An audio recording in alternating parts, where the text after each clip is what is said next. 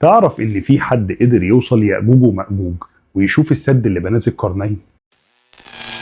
في يوم من الأيام الخليفة العباسي الواثق بالله قام من النوم مفزوع على حلم إن السد اللي بناه ذي القرنين اتفتح ويأجوج ومأجوج خرجوا منه، وفضل متضايق ومتوتر جدا وجمع كل وزرائه اللي اقترحوا عليه انه يجيب الرحالة المشهور سلام الترجمان اللي كان معروف ان هو بيتكلم اكتر من 30 لغة ولف العالم كله. الواثق بالله جاب سلام الترجمان وقال له اذهب الى السد وجئني بخبره وحالي، وزودوا بحوالي 60 راجل ومعاهم مؤن واسلحة وملابس عشان تحميهم من برد الشتاء، وبدأوا رحلتهم من العراق وتحديدا سمراء، وعدوا على مدن ودول كتير جدا لحد ما وصلوا لمكان اسمه مملكة الخزر، وكان بيحكمها ملك اسمه طرخان. ولما قابل سلام الترجمان حكاله قصته وحكاله بالتكليف اللي كلفه بيه امير المؤمنين، ولما سمع طرخان كلام الترجمان زوده بمؤن اكتر واداله 5 رجاله عشان يكونوا معاه دليل في رحلته. اخدوا حوالي 25 يوم من مملكه الخزر لحد ما وصلوا لارض على وصف الترجمان انها ارض سودة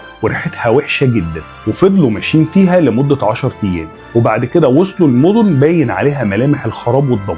سال سلام الترجمان اهل المدن المجاوره للمدن المتدمره، قال لهم ايه سبب الدمار والخراب ده؟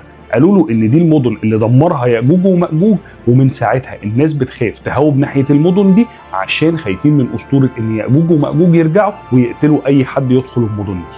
بعد كده كمل الترجمان رحلته لمده 20 يوم ووصل لمدينه شكلها غريب جدا ومليانه قلاع وحصون، ولما دخل كان الأغرب إن أهلها بيتكلموا اللغة العربية واللغة الفارسية. عرفهم الترجمان بنفسه وعرفهم إن هو جاي بتكليف من الخليفة العباسي إن هو يوصل لسد يأجوج ومأجوج.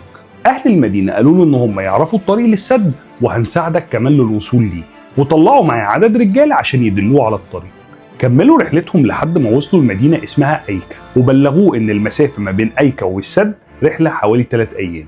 بعد ال3 أيام وصلوا فعلا للسد، والسد كان ضخم جدا وبين جبلين، ويقال ان الفتحة اللي بين الجبلين هي اللي كان بيخرج منها يأجوج ومأجوج زمان قبل بناء السد. قرر الترجمان ان هو يقرب اكتر من السد، ولما قرب لقى باب كبير جدا مصنوع من جزئين، كل جزء فيه عرضه حوالي 20 متر، وعلى راس السد 4 حصون وحراس كل يوم اثنين وخميس بيضربوا على باب السد بمطرقة من الحديد عشان ينبهوا يأجوج ومأجوج ان في حراس على السد هيمنعوهم ان هم يخرجوا منه، والحراس بيورثوا الحراسة دي لأبنائهم وأحفادهم.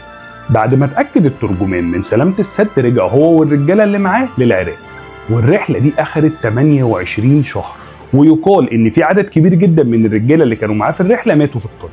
الرحلة دي وثقها الإدريسي وابن كثير وابن خلدون وعلماء تانية كتير، وفي برضه اللي شكك فيها وقال إن دي أشبه بروايات أدبية وملهاش أي علاقة بالواقع.